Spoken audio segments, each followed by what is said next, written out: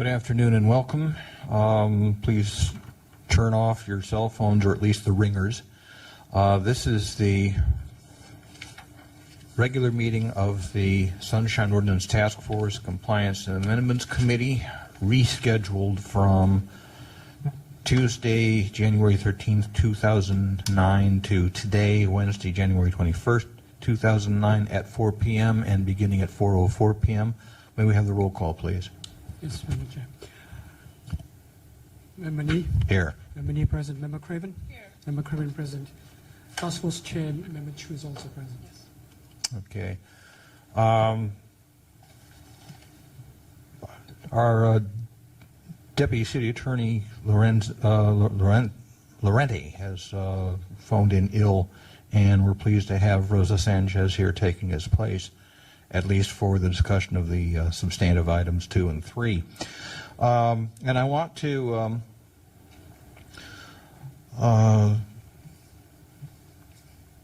make a little bit of an announcement, I guess. I received news by email, a good piece of news, that President Obama has overturned or rescinded a memorandum that then Attorney General John Ashcroft sent around in October of 2001, urging that federal agencies and departments resist to the legal limit all freedom of information requests.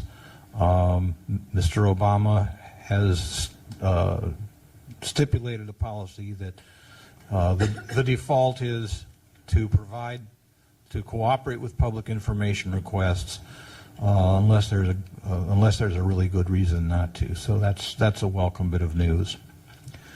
And on that, we will proceed with the agenda. Mr. Clerk, could you call the first item, please? The first item is approval of December 9, 2008 special meeting minutes. Okay. Is there public discussion on the minutes? Seeing none, committee? I just have one suggested change on item 2, paragraph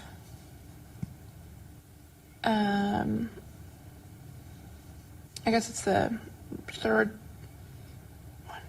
paragraph from the top where it says, it starts with Member Craven, even though there's a couple of those, reminded the task force that based on 07056 Mary Lim versus Ethics Commission complaint, the Commission stated that its investigation files were confidential, even though the ordinance disagreed.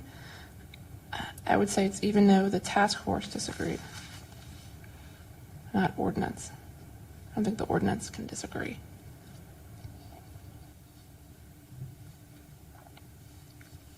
Okay, any further comment from the committee? Is there a motion to approve the minutes? I'll make a motion. I'll second. Moved and seconded. Further discussion? Okay, roll call, please. On the motion to approve, Member Nee? Aye. Member Nee, aye. Member Craven? Aye. Member Craven, aye. Member Chu? Aye. Member Chu, aye. Thank you. 3 ayes. Would you call item number 2, please? Public comment on the minutes? We already. No. Oh, we did it? Okay. Yeah, we did Thank that. you. So quick. Could you call item 2, please? Item number 2 is continued discussion of Ethics Commission responses to Sunshine Ordinance violation referrals. Okay. There is a draft letter that Member Craven produced. I have suggested one insertion in there. It's on the second page. Well, starts at the very bottom of the first page, goes to the top of the second page. It's underlined. I had a chance to review just one of the tapes, and it's really my own fault because I got around to asking for them kind of late. So I still intend to review the other 2. The one I reviewed was from the task force's meeting of January 8th, 2008. And I have yet to review the full task force meeting of November 27, 2007, and the Compliance and Amendments Committee meeting of December 12, 2007. I did look at the minutes of the full task force meeting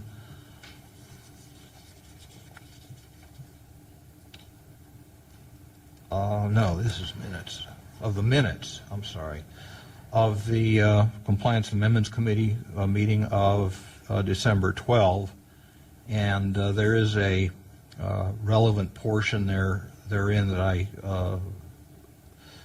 will cite, in which the minutes state, Member Craven confirmed with Alan Grossman, the complainant, that he had sought logs showing when data was sent to storage. He was not seeking the actual database.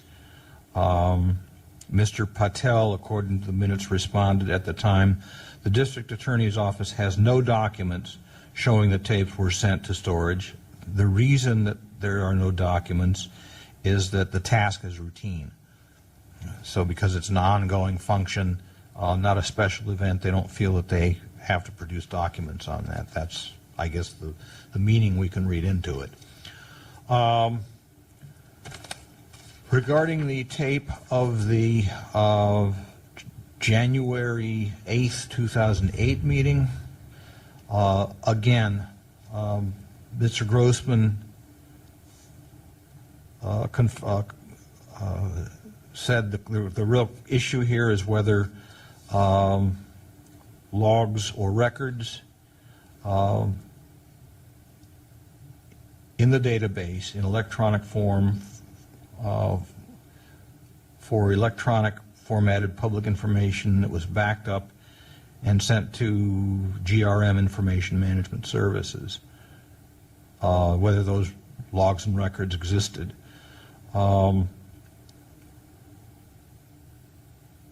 Mr. Patel from the DA's office admitted there was a database that had that information, and that the office would not provide the database because everything in it would have to be redacted and everything in it would have to be redacted. So it basically would constitute, why waste the time and the expense. Mr. Patel stated the information in the logs has, no, I'm sorry, Mr. Grossman stated that the information in the logs, the actual data in the logs, had no relevance to his life. What had relevance was the need to have the information in case of a disaster at the off-site location and means to retrieve it. Mr. Patel said the office cannot turn over that information as requested because it would compromise the security of the district attorney's computer systems. He had already informed Mr.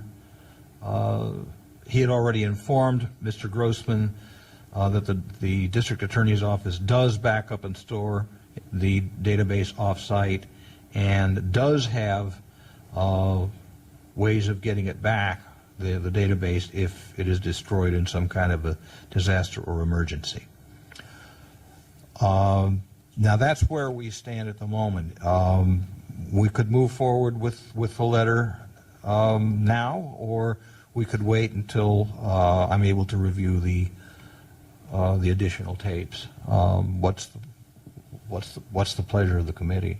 Do we feel comfortable enough here to go forward with this letter, or do we want to wait for the additional information from the other tapes? Well, I think we need some additional factual information. This just reads generalities to me. Mm-hmm. And so if the issue is, and that helps refresh my recollection, so thank you for looking at it. As I recall, I think it was the issue that Mr. Grossman wanted to know when the backups were run, essentially, and that there was testimony from the members of the public and a belief on the task force that there must be a log within the program that would show when the backup was run or how frequently it was run, and that was the information Mr. Grossman sought. It should exist within the program that was there, and production of that information wouldn't violate, wouldn't cause a security breach. because we weren't asking, how the backups were done or where they were stored or on what computer they were run, just when they were run, how often they were run. And so I think if you can narrow down this statement to reflect that we weren't talking about production of the database, we weren't talking about production of any information that would jeopardize security, but just production of a log, perhaps redacted as necessary, showing when the backups occurred or how frequently they occurred. That's really what he was looking for. And there was no evidence that that couldn't be produced or that production of that narrow information would jeopardize security. So if you could say something along those lines and perhaps review the Compliance and Amendments Committee meeting on December 12th, that perhaps should be sufficient.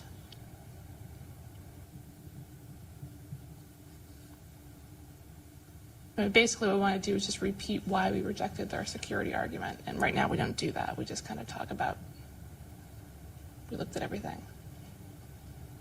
And I think that's one of the problems with our referrals sometimes, is that we're not clear what we're referring to and why we think there's been a violation. Generally, the complaints are very broad. As we all experience, the hearings of the task force and the Compliance and Amendments Committee can deal with anything from 1 to 10 different issues.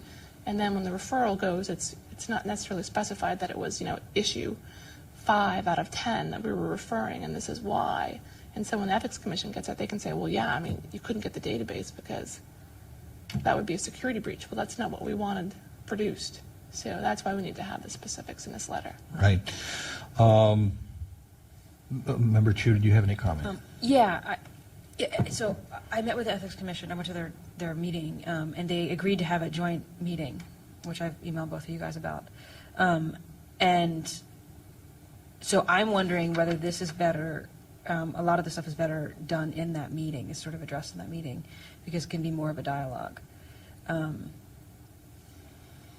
I have a bunch of other questions about that meeting, like what the agenda should be, what our stated goals of that should be. But the things that sort of come to mind are this one, so if we could have a meeting all on process, and that part of the process could be, okay, when we refer something to you and you send it back to us, and we could give this as an example, this DA one, and be able to give them all the facts and say, listen, we didn't do this right, but at the same time, you guys, went really far without actually listening carefully to what we were telling you. And the other one that sort of comes to mind is the electronic document one, where they wouldn't copy something into PDF and give it to Chemo, which for me is really straightforward. But is that one subject of one of the letters we've gotten back? No, but that I think that's one that's a pending referral. Oh, I don't know. A pending referral. Yeah, I guess it must be. It may not be something they've acted on. Because what took me a long time in preparing this letter was I had to go, I took the letters that we received from them, and then they didn't have our complaints on them, but luckily Chris's log did. So I went back and I found our complaint number, and then I pulled up the minutes from each of the hearings on those complaints to see what the underlying complaint was and referral was. And I don't think... No, that we didn't refer that back to the Ethics Commission because it was a violation against the Ethics Commission. Oh, we yes. referred that to the Board Okay. of Supervisors. And I wrote a pretty detailed letter to the So Board you're of just Supervisors. talking about the Ethics Commission own internal policy about not releasing documents? Yes. Okay. And that, personally, that's just the one that sort of irks Yeah, me no, I think the that's... most. I appreciate the clarification. I think that's fine. So I was wondering whether we could take, some of the frustrations here and our issues here and put them into an agenda and try and deal with them directly with the Ethics Commission in that meeting. With the intention of, okay, let's look at what we want. If what we want is the Ethics Commission to actually take action on one thing that we sent them in 2009, let's make sure that from here on out all our communications are headed in that direction. Meaning, if we have this agenda, although I think there's a bunch of things we can get into, like, how they say the city attorney, is always right and we're always, where we disagree, the city attorney is always correct. I don't think we should lead with that from an agenda perspective. I think we should lead from how can we work better together and what's our process like? Although I would like to address that also. Well, I think some of the Ethics Commission members might be interested in the fact that the Commission isn't the commission, who has attorneys, staff attorneys, is not doing an independent analysis of the task of what the ordinance requires. At least not that we can see, but deferring simply to the decision of the city attorney's office. I mean, I think that's something the members of the commission may be interested in finding out, or may not. I don't know, but I think it's something that is an area that we can explore in a non-confrontational way. I mean, Right. Yeah, it sounds like they're, if we can just state these as sort of neutral questions, then they're willing to take them up and have a discussion about it. well, I mean, I defer to the chair in terms of how to do this, but I mean, I do think we need to make our points in the record, because otherwise that, especially the DA one is out there in writing. So maybe what you could do is just, turn this into an agenda and use these as examples to discuss issues in the open meeting. And you can use, this information to that effect, as long as all the points are included in whatever order you think is best politically. In other words, we hold off on the letter, but the issues are still there. We still want to bring them up. Is that what you're saying? I believe that's what. Yes. Yeah. I mean, I'm fine with that. I essentially took all these and put it on the agenda, the city attorney versus, SOTF and, and all the other stuff in there, and the DA, and somehow you got to put it into an agenda that Mr. St. Croix will read and go, oh, okay. They won't seem too aggressive, and then, and get past him to the actual meeting. I think that's fine. I still would like to just have Rick, if you have a chance to look at, to close the loop on this particular complaint. Yes, I make intend sure to. My recollection is specifically correct, because I don't want to mislead anyone by. No, I basing intend it to listen to online, the other yeah. tapes, and Mr. Rustum has indicated to me that they're off-site, but they should be available sometime late this week or early next week. Okay. So I intend to follow up on that. And when I do, I will, I'll send around a memo to the members of this committee. Is there public comment on this issue? One of the things that I'd like to see addressed with the Ethics Commission is their reliance on the City Attorney's Office, especially in light of typical comments by DCA Lorente, as in the minutes for the last meeting. It says, DCA Lorente reminded the task force of the need to emphasize that the amendments would not unduly burden the cash-strapped city, and that changes were not for the exclusive benefit of a handful of people who make use of the ordinance. And I think that really goes to show me that the city attorney's office has shown a clear propensity to fight people who attempt to get documents either from them or other city agencies. And therefore, the Ethics Commission, relying on their recommendations, is clearly conflict of interest. I mean, we're even talking about cases against the city attorney's office, and they go to the city attorney's office and says, well, do you think we should do anything? And the city attorney's office says, of course, no. It makes no sense. And, again, I've said this before. Mr. Lorente's time is divided 80% to the city attorney's office and 20% to this task force. And I have real serious concerns about whether he is able in any way, shape, manner, form to be unbiased in his recommendations and advice to this board. I really do not feel it is appropriate for him to be giving advice to this board when it is advice relating to matters pertaining to the city attorney's office. I think it's just unacceptable. And then taking the Ethics Commission and saying, well, we're going to rely on the city attorney's office recommendations, knowing that the city attorney's office is against sunshine and basically has done, from my experience, everything they can to keep people from getting public documents is I'd say bizarre. That's the only way I can describe it. Thank you. The chair will note there is nobody else in the audience section. Public comment is closed. And thank you, sir, for your comments. I don't believe that any official action is necessary or forthcoming on this matter. So I believe we can move now to item number 3. Could you call item number 3, please? Item number 3 is the continued discussion on the status of the proposed Sunshine Ordinance amendments and next steps the task force will take regarding submitting said amendments to the voters. Okay. I would just like to point out, I don't think this item is as clear as it could be. I don't think we'll necessarily be in violation if I continue to discuss it, but I think we have to pay close attention to what we have on our agenda in terms of the items. As my understanding was that this was going to be listed as consideration of annotations to Articles 1 and 2 of the amendments, discussion and possible adoption, and that's nowhere reflected in the agenda. And I apologize because I did not look over the proposed agenda before the meeting. I usually do not. I usually rely on others. So anyway, I just think we need to be careful about that.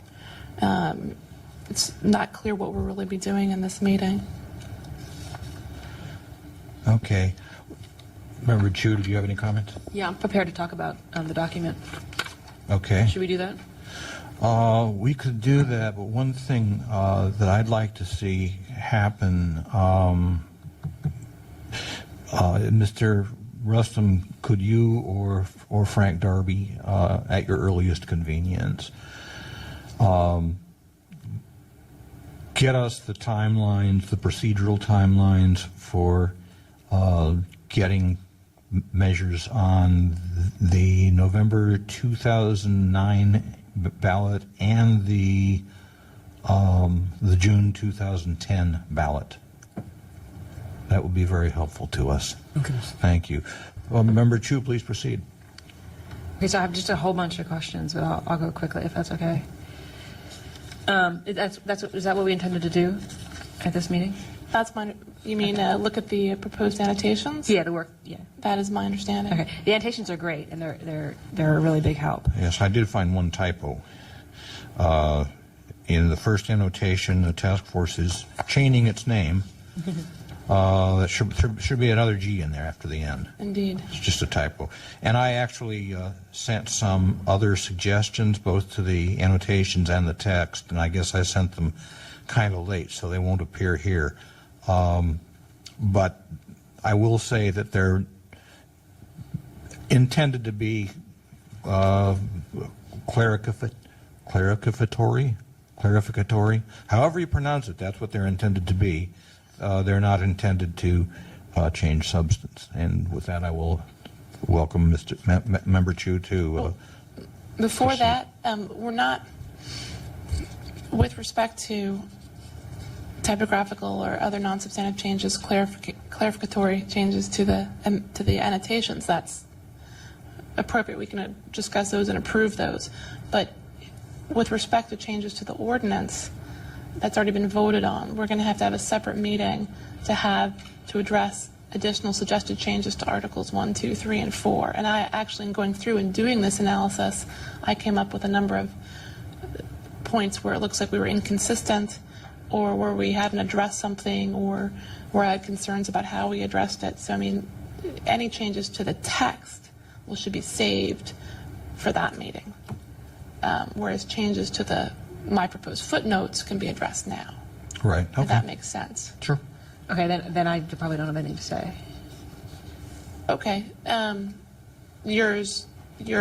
I had just a bunch of questions about the whole. I mean, I About wasn't the in, amendments, I wasn't yeah. in this process when you guys did it, and, Yeah. and I really want to come up to speed on all this stuff. So. Well, I think that goes to the annotations. I mean, the purpose of the annotations were describing why we did stuff, so I think that's appropriately discussed. Okay, well, I'll give it a try anyway. On page 2, are we the Sunshine Commission or the Sunshine Commission for Open Government? I saw that two different. I believe we would be called the Sunshine Commission. Okay. Page 2, I believe it's Sunshine Commission. Sunshine and open government are basically the same thing. Okay, because there's somewhere later that it talks about something. It needs to be made consistent. Okay, I'll try. I mean, that's like an issue throughout the ordinance. We need to make sure every time the body is referred to, it's referred to as the Sunshine Commission. Some of those changes were made and approved by the task force, and some were not. Mm-hmm. That's another one of those cleanup things. Right. So this is probably a historical question, but on page 7, it says any board, committee, or other body created by the mayor or a policy body. It's page 7 of, Number 5. Page 16 of the packet, page 7 Oh, sorry. of the amendments Yeah, I'm sorry, I printed yours out themselves. separately. You guys know why it was ever written like that? I'm sorry, which one? Okay.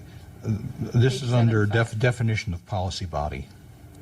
And member Chu is referring to item number 5 under D.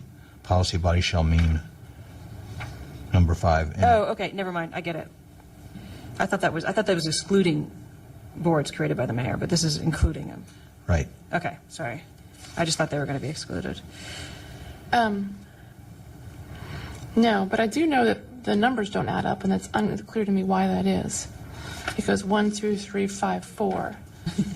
Chris, if you could look into that and make sure, it doesn't look like any changes are in this section, so I'm afraid maybe we were futzing with it or something happened, but if you can compare it to the original ordinance and make that change in the current ordinance as we're working on it, because that would seem to me to be a correct change.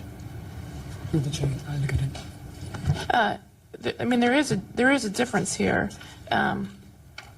And one of the major changes, which I think may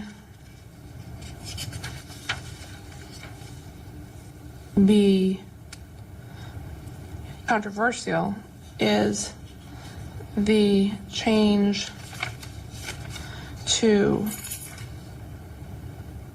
include all bodies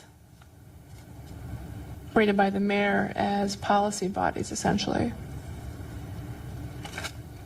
You mean number 2, where they meet with residents? Right. It's on the report, a recommendation.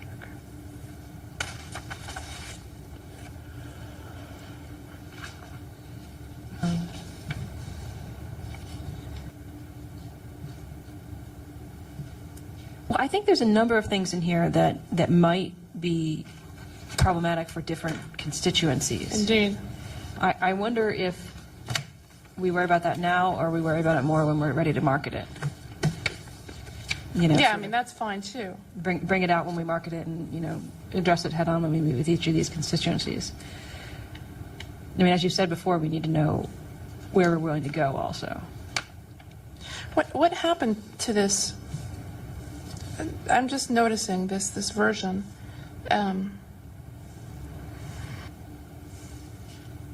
Chris, it seems that some of the formatting is missing, or some of the changes are missing. I don't know what happened to this document. Through the chair, I printed it out as you sent it. I did not make any changes to it. Okay, but for example, if you compare the current ordinance, C, passive meeting body shall mean, to this document, advisory committees created by the initiative of a member of a policy body, the mayor, or a department head, is how the current ordinance reads. This one is the changed text, and it has lost its underline. It's lost its change. Therefore, one of two things happened. Either the document you sent me didn't, in fact, have all the changes, or somewhere along the line it's been changed. And this is part of the problem that we've been having constantly with this revision process. We seem to lose this exact information. Through the chair, I'll have to look at the original document and then have an answer. I mean, it's just, we have to be very careful here. What we're trying to do is make substantive policy changes. We don't have a recording secretary or someone who has vast experience in doing this. I'm not sure if you've experience in doing this before this. So we're all newbies here, and we have to be very careful about what we're doing, because we might end up creating confusion, which happened before when Frank combined the changes from the prior round with the changes from this round, and we just all need to be very clear. Through the chair, actually, Frank worked on this document. Right. I'm not saying this is anyone's in particular's fault. I'm just saying we've had a problem in the past, which is almost why I prefer you to take the changes that I suggest and incorporate them into your original document.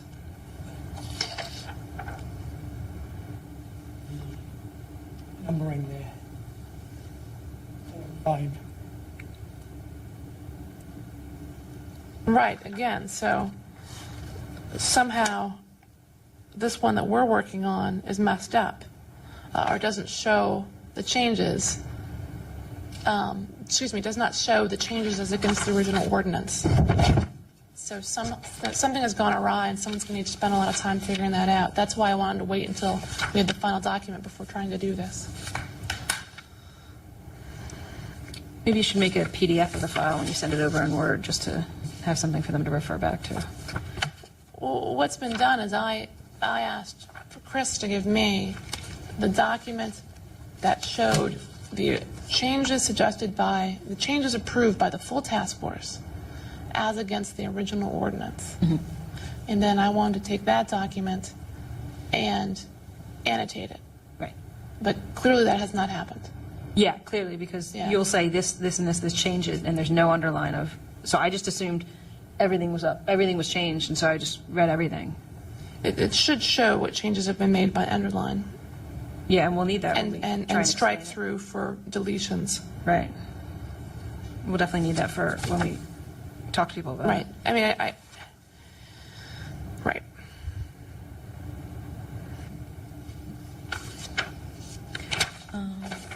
Okay, page 8 of your document. Line 9, there should be, I think, comma at the end of that line. Line 9. At the end of, and as practicable. Provided upon request and as practicable. Right, well, posted with the notice. that sort of stuff, we're just, again, that's changes to the ordinance itself, which would have to be arguably approved by the whole task force, unless DCA Sanchez may know the answer to this. This is something that I don't know the answer to. Again, I've never gone through this process in trying to amend a legislative ordinance and track those changes appropriately. But where you have purely a typographical issue, insertion of a comma, correction of a typo, do those sorts of changes have to be approved by the legislative body who is moving this forward? Because, you mean the full task force? Right, the full task force approves the changes that the committee suggests, and then those are moved on to the Board of Supervisors for their recommendation or to the potentially to the voters. Typographical issues like we've been addressing or that Member Nee has found perhaps, how are those addressed? Do those really have to go back before the full legislative body to be approved, or is that something that can be done administratively or ministerially? I think that it can be done ministerially, but I'm going to check just to make sure that you guys are not get something sent back because of a comma Right. that we inserted at the last minute after the full task force approved it. Okay, then, so what I think we should do in terms of moving forward is to keep, set an agenda or set a meeting where we go over sections 1 and 2 or 3 or 4, however we wish to do it, where we make both typographical issues and also any substantive issues, and move those forward to the task force. Again, after that, if we discover typos or other issues, then the answer that DCA Sanchez provides will help us, because I've noticed some of those as well. Okay. Yeah, I'm not sure which is new text and which is not new text, so I'm just telling you what I found. I agree. I think that's new text. It's underlined, so I'm assuming it's new text. But if each of us can maybe just keep a log of the changes and at some point, or I don't know who you would want to make notes of these right now. I mean, maybe Chris can. Yeah, Whatever Chris, are you- you making notes of these changes? Okay. We do have a light agenda for the full task force this month, but needs another round, right? We're gonna go through committee on content. Okay. Okay, I'm just gonna tell you what page 13, line 15. I think you meant from there, not for, or that might be the old text. Where is this? Sorry? Page 13, line 15.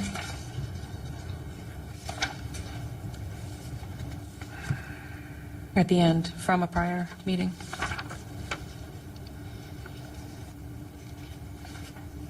Or primary, I think that might be existing text, Okay.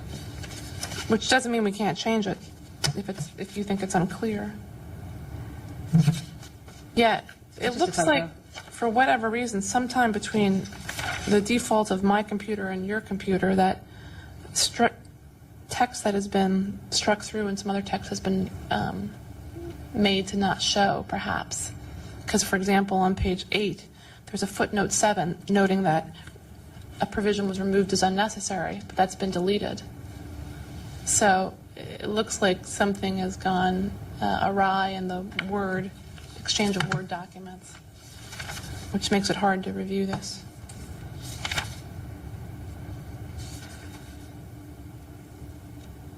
The next comment's on page 18. In 67.9, we talk about, let's see, documents at a public meeting shall be made available for public inspection. I was wondering if we're saying that documents shall be made available, why in B do we have a caveat for when they're not available? Does that make sense? Or is it the shall must thing?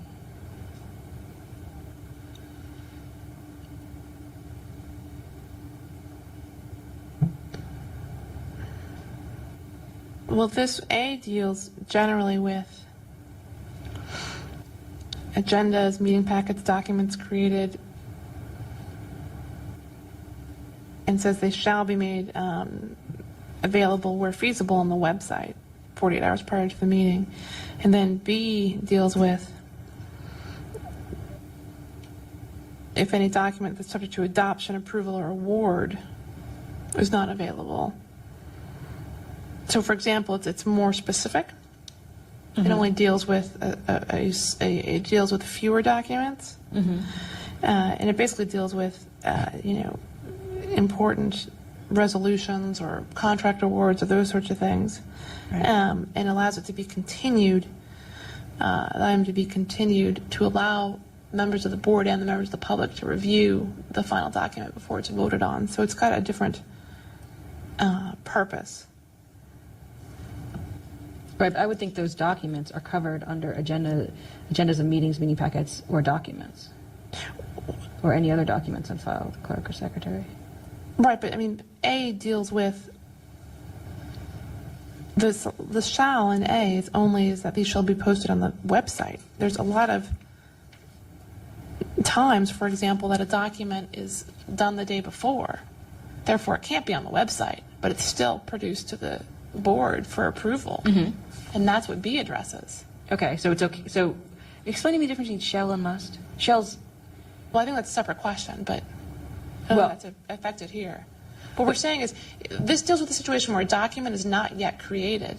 right, Therefore, it's been altered, for example, the day before a meeting. right. So A suggests that it's okay to have documents that haven't been created yet. Just whatever you have needs to be up there, but if it hasn't been created yet, it's okay. I don't think it suggests that, but it doesn't exclude the possibility of it. Okay. I thought A was saying that absolutely everything needed to be up there, or it couldn't be presented at the meeting. No, I don't think that was the intent of it. Okay. I mean, I sort of read it that way, but I could look at it again. Yeah, I mean, if that's what you read it as, we probably need to be clear, put an annotation to describe what we were doing. It's basically, to encourage the documents to be put on the website, first of all. It doesn't say, well, it says they should put it on the website unless not feasible, and that may be it's too big of a document, or it may be it wasn't done yet. Okay. And then the shall and must difference? I don't believe there's really a difference between shall and must. I think that especially drafters of contracts prefer shall because it sounds more mandatory versus will. Right.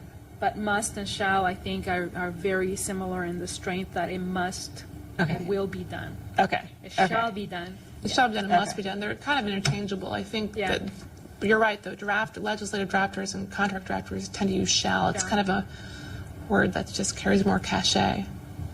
Okay. Because we sometimes get in trouble with may. Shall and may is, well, those are two totally different. Must Right. and may are two totally different. It's like shall and must are here, and may is here. Just checking. Yeah. Because must sounded like it was a little bit better than shall, and I don't know, and it changed in here, and so I wasn't sure. I just wanted to make sure. Yeah, I don't think that there's any difference in weight attributed to the use of shall in one situation and must in another. Right. Okay.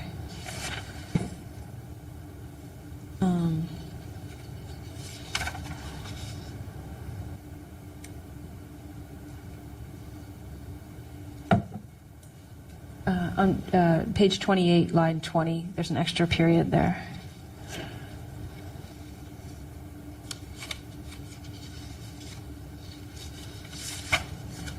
Page 29, line 8, there's some strange capitalization going on. Yeah, I mean, this is just, seems kind of messed up. I can't figure out what's going on here at all. Page 30, line 13, when you talk about minimum of 3 minutes per agenda item for speaking, what was that before? I assume that's a change. That is a change. It's not underlined or anything, but I had But to it assume- is a change. Yeah, and the 2 minutes also. Yeah, before it is.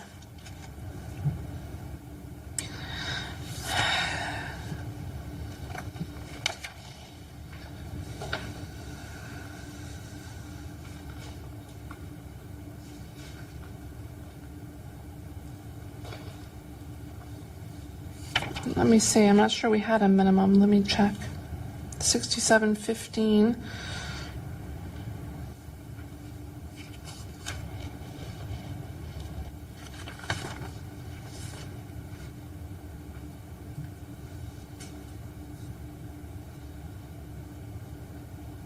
It says, here's what it said before.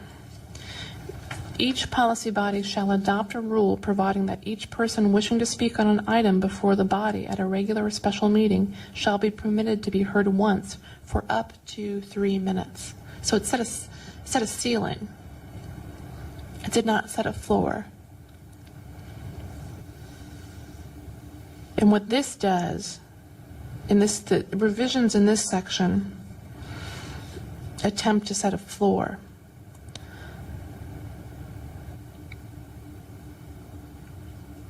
That the standard floor is 3 minutes. If there's a number of speakers, it can be reduced to not less than 2 minutes in two. So it seeks to set a floor. Okay. I mean, for example, if there's one item on an agenda and the chair wants to, either a special or a regular meeting, wants to allow 5 minutes public comment, I don't see a reason why that shouldn't be allowed. And so that's why we changed it to setting a floor and then setting a floor for regular meetings and then a minimum of 2 minutes, which might be controversial because I know a lot of bodies have 1 minute. Yeah. So, Yeah, that's my concern, but we can talk about how to address that. yeah. Page 31, when we talk about the 15 minutes, that's the designated speaker. I guess that whole paragraph is confusing for me. I think we should sort of It's all new and it's not underlined. go through it a little bit. Which paragraphs now? A on A. page 31, just the whole designated speaker, and when you can, and there's lots of mays in here, and then Yeah. the second to last sentence has a shall in it. And it seems to me that the whole topic is a may, but not a shall. So we don't need to go through it now, but I think that would be something that I'd want to go through. And Right. Well, here's the difference. This is saying, A is saying, the first sentence in A really sets out what may be done. This is not mandatory. So it says, if allowed by the chair of the meeting, members of the public may, for any item which is agendized for adoption or discussion, authorize designated speakers. Okay? The second sentence only applies if that's been done. So if the chair says, I'm going to allow designated speakers for this issue, here's how it's done. the designated speakers in department or other party representing an item to be adopted shall be allowed to speak in summary for 5 minutes directly prior to the vote of a policy body.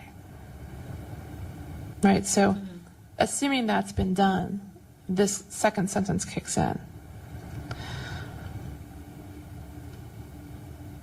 And assuming it's been done, B kicks in. So this is something where, And this is not, I mean, to be honest, this is something that could use some fine tuning as well. I've looked at it and I've thought that it needs some fine tuning. This was Doug Comstock's bailiwick, and I think it's a good idea, but it really needs, I think, to be clarified because it has issues like that. as you point out. And it may be that what we need to do is break it down into further subsections to make it clear that it's a permissive section. Once it's been evoked, here are the mandatory requirements. Okay. And that'll probably happen at that other meeting. I'd like to clean that up. On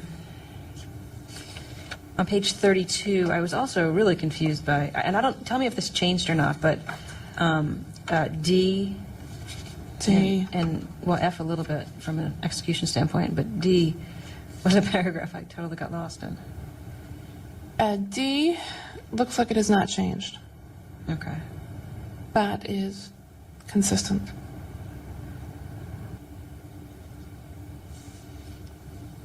Okay.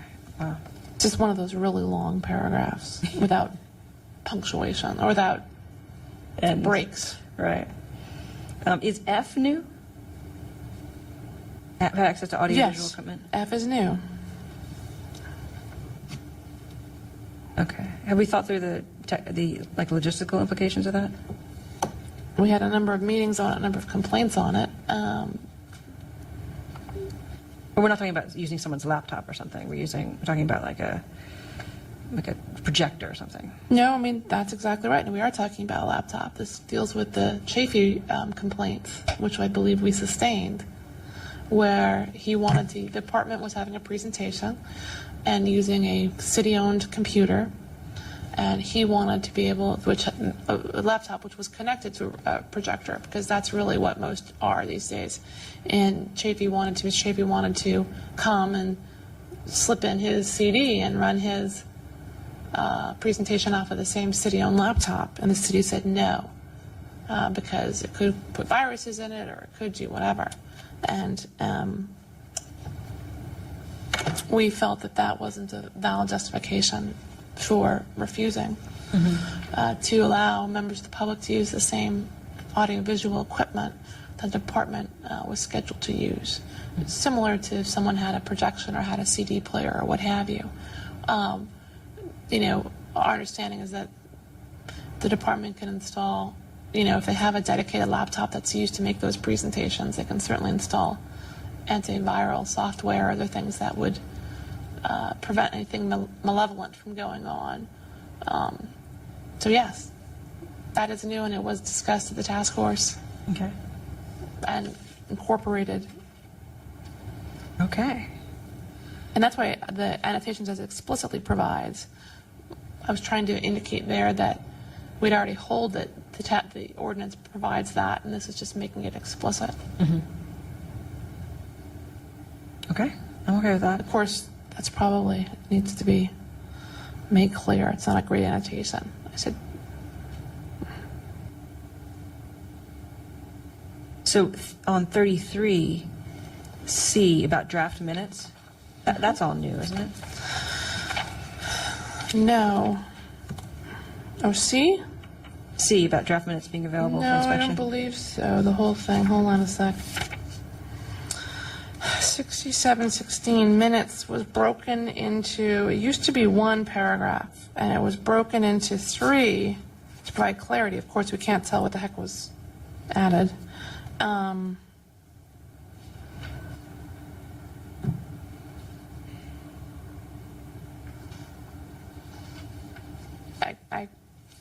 I can show you what here is in 67.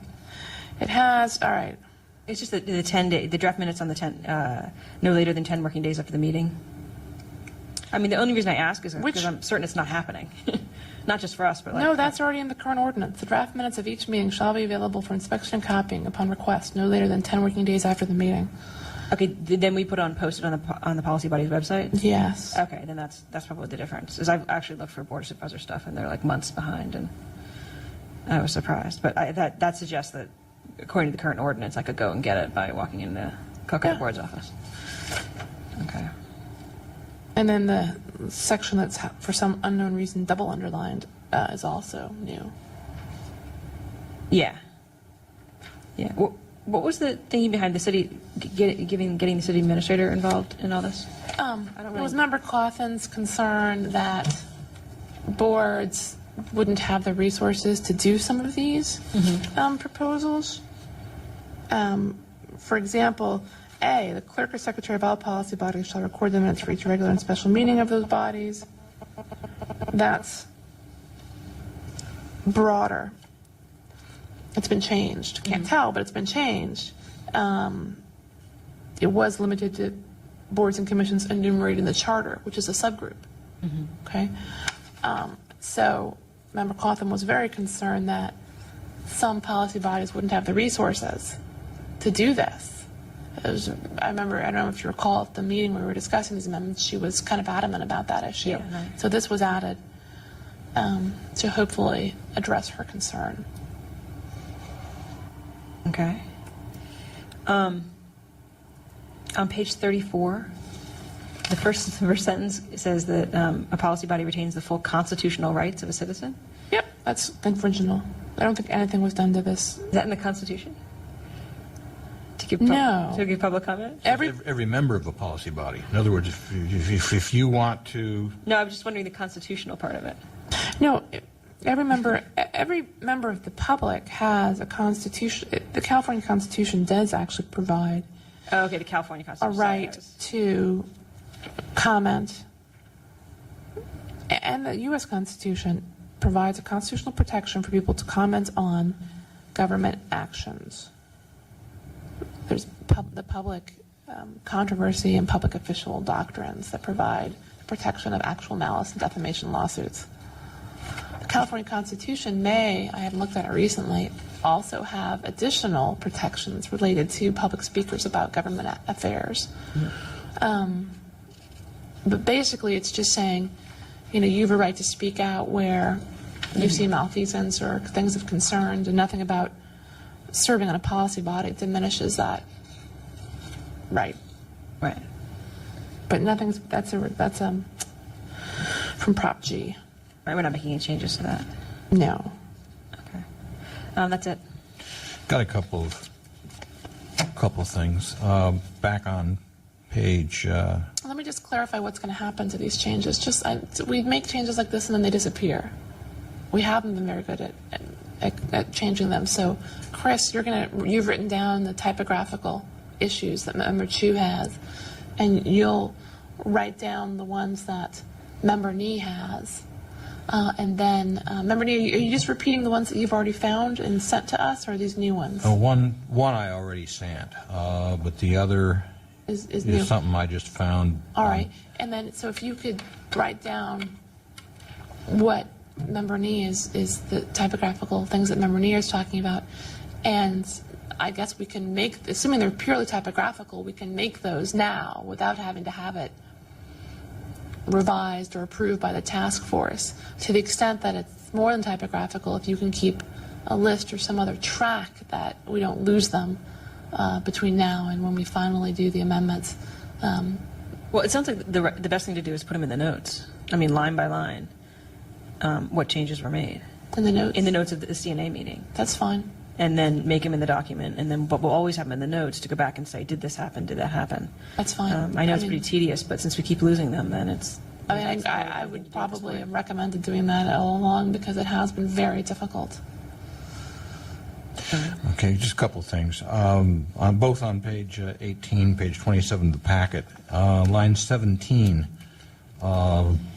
policy body and is should be separated.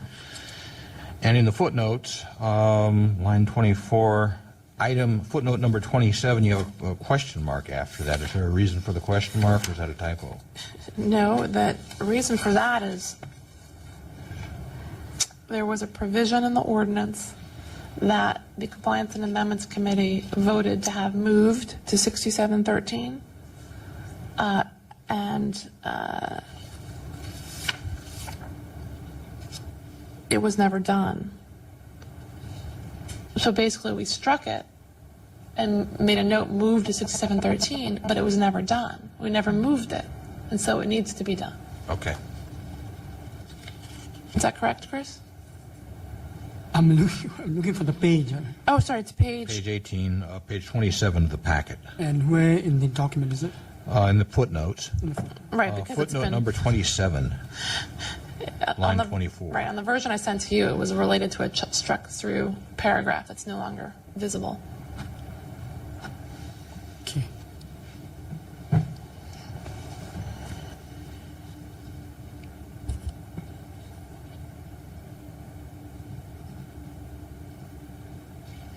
Okay? So what do we want to do to get this document looking correctly? What should we do to get this document looking correct? Well, looking correct, Chris has to go back and figure out what happened to it between my changes and printing it out today. Right. Well, there's some, I suspect some of the data is still there, right? It looks to me that there's been some accept all changes or decline all changes or show or print options that have kept things that are marked more as a underline as opposed to a strike through. This is the problem all along. Those changes have been made in different ways and in different manners between different Word programs, and Right. so how they've appeared is sometimes double underlined, sometimes single underlined. Right. And my goal before was to have a document where it was clear what had been changed and had a consistency, and I don't think we've gotten there yet. So what you're saying is you got the document from Erica and you opened it and printed it. So why don't we get the document from Erica's email after this meeting or during this Right. meeting, open it on your computer and look at it? Right, And see what happened. And it might have happened on my end while I was doing it. I didn't notice it. Certainly when- not. when But it- I don't. But I believe the one I sent, as it displayed on my computer, had 5 different colors of changes and different underlines, but they were consistently underlined or stricken through, Right. and it's not here. Okay, should we do that now? Do you have a laptop? No, I don't. Well, one of the problems is that, you know, the copies here are all just monocolor, monotone. The colors does not help, Rick, because the colors show 5 different colors, which mean nothing. Okay. That's been my problem. And so Chris recommended that I just make it all black, which did help. Okay. Maybe what we should do then is, for the next meeting,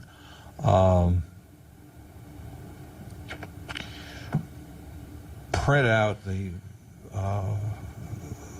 these sections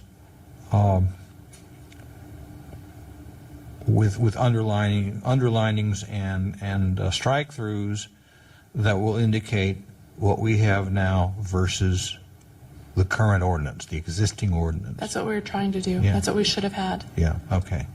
That's fine. It could be just a technical problem. So I think we're just trying to figure out how to fix the technical problem.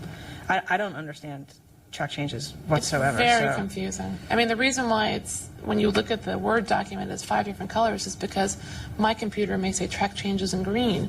Chris's computer may say track changes in yellow. Frank's computer may think it's making new changes, so it tracks them in purple. Oh, It's horrific. Mine are in red.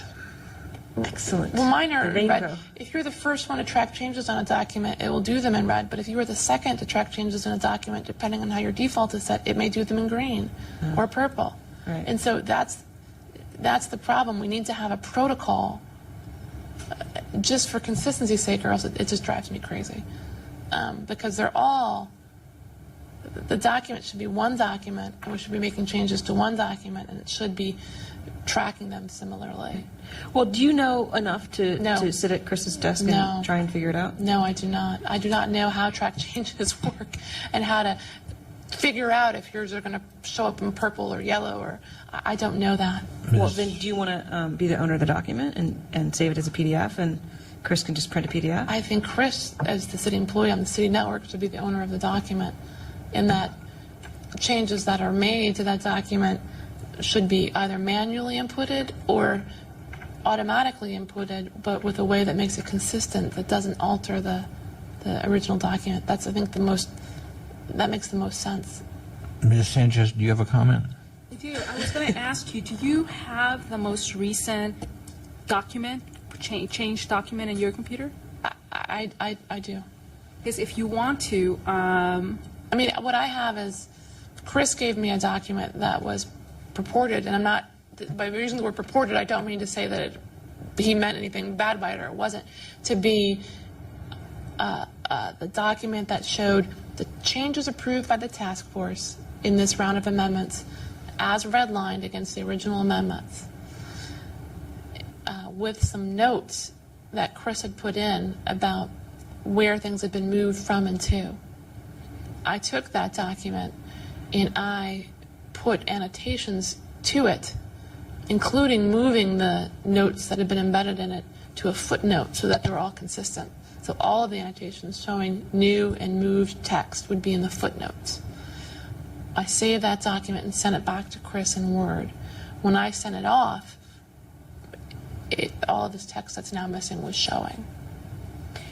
What I was going to suggest was that if you want to compare your document with the original ordinance, I can just copy and paste the original complete ordinance into a Word document on my computer and compare it to yours. So if you send me a document where you accepted all changes, I have a program that will pop up the changes between your version and the original Sunshine. I can then PDF it and send it to you guys. I mean, that's my understanding of how this should be done originally. So I would appreciate that. I mean, that's what I wanted to be done originally. It's not a redlining program. It's more of a comparison program. But at least they would show you, oh yeah, this is missing, and then just in one color versus multicolors, etc. Well, that's So we exactly. can give it a shot. That's and- exactly what we want. I think I tried to do that myself, and I just wasn't able to technically do Yeah. it. I tried to do the I would be compare. happy to give it a shot and see if I can do it for you guys and if it works. The problem is, where do we go from there? I mean, if you give it to us in a PDF format, we're going to need to start making changes. Well, Are we? then at that Maybe point, not. at that point you could make Chris the keeper of your document, and then he keeps that document updated. So what you give him, he could edit. I'm not, I'll send him the document and see if he can open it in his computer, because it's a different program. Yeah. So it's not a Word program. And but let me talk to my techie guys. Thank and you. see if we can make that a Word document. I'm sure there's that, and I had asked Frank about this or Ernie about this before. I'm sure this happens all the time. Yeah, There it are- happens all the time, especially because sometimes we switch Word programs. And so- Right. Versions, yeah. versions, and it gets crazy. So there must be, I would hope there's a protocol within the city or the city attorney's office or the legislative analyst's office of how to do this consistently. And I've been waiting to have it explained to me, and I've never found it out. It just caused a lot of confusion. And I think in part, it's, the Chris isn't trained how to do it either, and we're not trained how to do it. So any help would be much appreciated. Well, I can certainly give it a shot and see if we can come up with something. All right, you. I will email it. Okay. Is there any public comment on this item? I have two areas. One is page 18 or 27, depending on which notation you're using. The agendas and related materials, public records. I would like to see this task force take a stronger stand and say that items that are not available 48 hours prior to the meeting should be deferred to a future meeting. Shall. Yeah, well, shall be. Should be, shall be, whichever. Because bottom line is, it gives people an out to say, well, we have something we know is going to raise some issues, raise some hackles or whatever. Let's just not make the document available because we're doing final brush-ups on it until 24 hours, and therefore we don't have to give it to people until such time. If I'm going to make substantive or cogent comments on a document, I need some time to review the document, do some research in some cases, and then prepare any presentation I want to make. And if I don't have at least 48 hours as a member of the public, I think it's almost impossible for me to make that. And it makes it likely or possible for people who want to get changes through that they know are going to cause people problems or they're going to have objections to simply use that as an option. And I would say just encourage people to say to a board, if you can't make it available 48 hours, then maybe this is inappropriate to act on at this meeting, and it should be delayed to a future meeting. The second one is page 30 on the floor, page 30 or 39, where it talks about where you were talking about the floor and the ceiling issue. I can guarantee if you change it from a ceiling to a floor, everybody's going to go to 2 minutes. And even if they have time to give people 3 minutes, it will automatically go to 2. So I would like to see something in the lines of all policy bodies, et cetera, shall be encouraged to provide at least 3 minutes to members of the public wishing to make comments, and in no case less than 2 minutes. So have the floor, but put something in there to encourage the committees and so forth to at least give people 3 minutes. I think in That's most what's cases. there. That's what's there. I didn't mean to interrupt, but I definitely appreciate that comment. And this won't be counted towards your public comment time. Oh, okay. One says, each policy body shall adopt a rule providing that each person wishing to speak on an item shall be permitted to be heard once for a minimum of 3 minutes per agenda item. Oh, okay. I missed Two that. is, if there's a large number of speakers, the chair may reduce each individual speaker's time, but may not limit the time to less than 2 minutes per speaker. So, Correction. but I appreciate that. That was a big issue for a lot of people. Thank you. Thank you. Okay. The chair will note that there is nobody else in the audience gallery. And that takes us to item number... For future, in terms of what we're doing at the next meeting, I think we should talk about that. I would suggest maybe if Sanchez or Chris, and between us, we can figure out, and between Frank as well, figure out how to get an appropriate copy that makes it clear what's been changed and what hasn't been changed. What I would suggest for next meeting is the agenda item should read, continue discussion on proposed amendments and annotations to Articles 1 and 2 of the Sunshine Ordinance. And at that meeting, we can discuss adopting proposed annotations and any other amendments to Articles 1 and 2 that we feel are necessary or should be considered. So should we do some outreach for that meeting? I think we should. So we'll have this meeting, and then we'll do the same thing with the rest of it. We'll take it to the task force, approve it, and then at that point, will we still have open meetings after that on this? I mean, no, we got to sort of shop it around and discuss it. Well, I When do think we discuss it with the departments? I mean, I guess it depends on the schedule that we get. It depends on the schedule that we get. I mean, I think it would behoove us to have a document that we all agree to, that we think is good to go, that may have some provisions that go too far for some members, that may have provisions that don't go far enough for others, but that we agree this is a document that's consistent, that's clean, that is corrected all of the basic issues to shop around the departments and the board members. And then And then it would come back for discussion, and then we would schedule it, for further discussion. I would say at the full task force, not at the committee level, to hear those complaints and to make further amendments. So it would go to the full task force twice? Yeah. Yeah, okay. I guess, I wasn't involved in the prior, in Prop G or in the prior efforts, so if there's more efficient ways of doing it, I think I'm more than open to hear them. That's just how I perceived it. I think the comments we've gotten from the public is, lots of meetings, lots of opportunities. And, as much as we can try and drum up some, outreach for the next meeting, I don't think we're going to get a lot of it.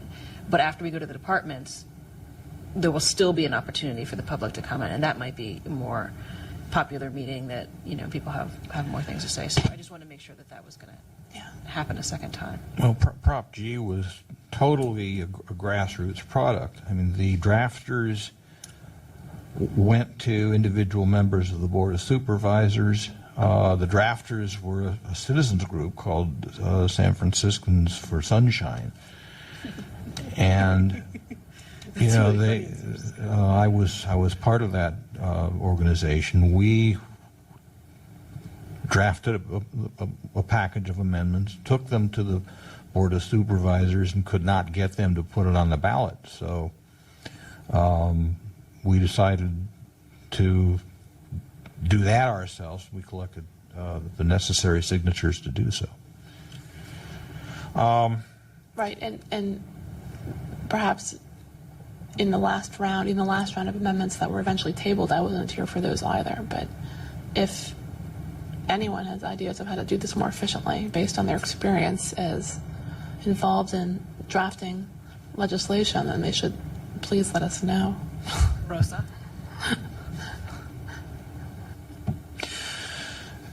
At this time, we're going to take item 5, public comment on items not listed on today's agenda.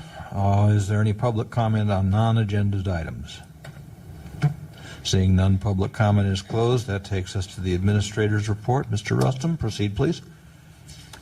Thank you, Mr. Chair. 2 items on page 49.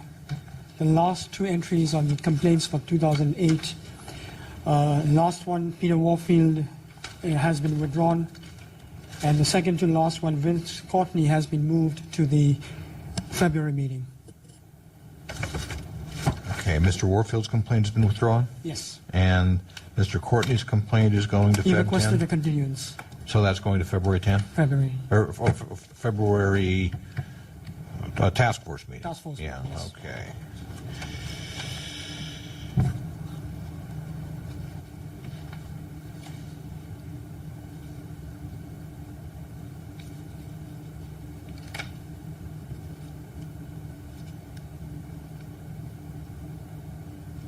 Okay.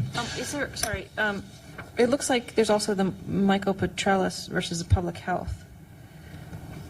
It's scheduled for 127. It's on the page 47 of the packet. From 2009.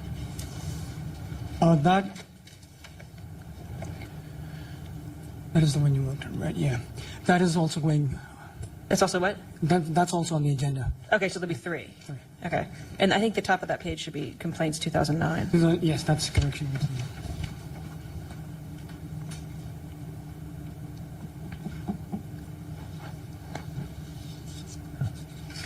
Okay, is there, Member Craven? I just wanted to find out what happened to the orders of determination from the last meeting. I know that drafts were sent to me today. Generally speaking, we need to get them out. And perhaps I dropped the ball by not asking where they were. But generally speaking, we need to get orders of determination sometime shortly after the meeting so that they can be heard at the Compliance and Amendments Committee. That's the purpose. And there was a number of order determinations from the last meeting. So I don't know if there's an explanation of what happened or if it's just we need to apologize to folks because we dropped the ball. I definitely dropped the ball. I know that we had one referral to this committee. I'm not sure if that there was more than one, but one we were trying We to have work out. two was that guy. referrals to the CAC,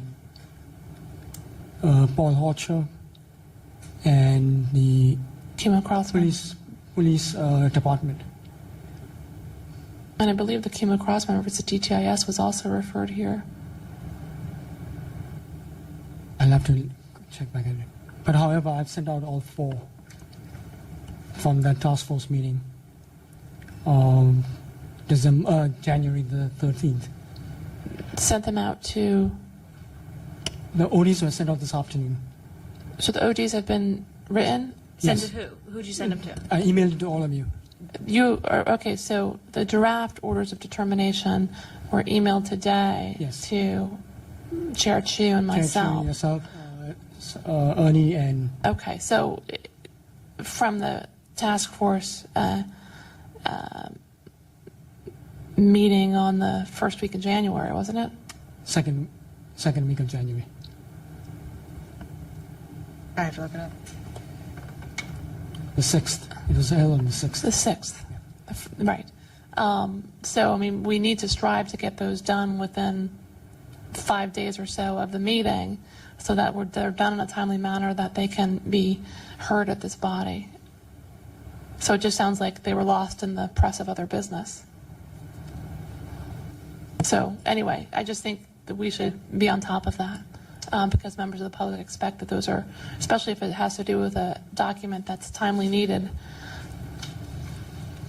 I may have heard it incorrectly, but I think the mood at the meeting was that on the Chemo Crossman case, I think the chair had said that it would be in the next few, we would meet on it during the February meeting. No, I believe May I Chair go- Chu wanted, Chair Chu, why don't you say what you wanted? Because you asked for Mr. Fraser to bring the document and To the closed session if necessary. And that I thought you were aiming for the, I'm totally lost. This is what I understood. I understood that there was a finding of violation for failure to produce the electronic document and that the order of determination would issue requiring it to be produced within 5 days, and that Chair Chu asked or suggested that Mr. Fraser bring it to the Compliance and Amendments Committee so that we could, and to demonstrate what in the metadata was so sensitive that could not be otherwise produced. Okay. She may not have used the words compliance and amendments. I think she may have said, bring the document so that you can show us why metadata is so sensitive.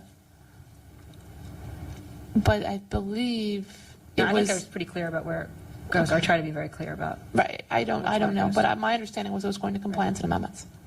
Through the chair, was there a 5-day requirement? In our orders of determination, once they're issued, we generally say you have to produce the documents within 5 days. It's something that's, I believe, in our, it's either in the ordinance or in our rules, but it goes from the date of the order of determination, which is why the orders of determination have to be put out sufficiently in advance of this meeting so that we can discuss the document or the continued failure to produce it at compliance and amendments where they've been referred here. Does that make sense? Yeah. That's great. Thank you, through the chair. All right. So those matters will be heard in February, heard here at the February 10th meeting? Yes. Correct. Okay. Is there any public comment on the administrator's report? This is a comment related to a lack of information I think that's available on how this process does work. I think one of the things I'm kind of sensing over watching a lot of these meetings is that there's a lot of burden put on either the administrator or staff to keep track of these things, whereas I think the interested parties, if it were made available and it was very clear when something should be available for review. For example, there was a complaint, anonymous versus the San Francisco Police Department for failure to maintain the index of records. And that determination under that discussion you just had should have been issued already, which means that it could have been heard at this particular meeting. And now it's going to go into the next one next month and then, on from there. And for example, I am aware of another situation where a complaint was filed.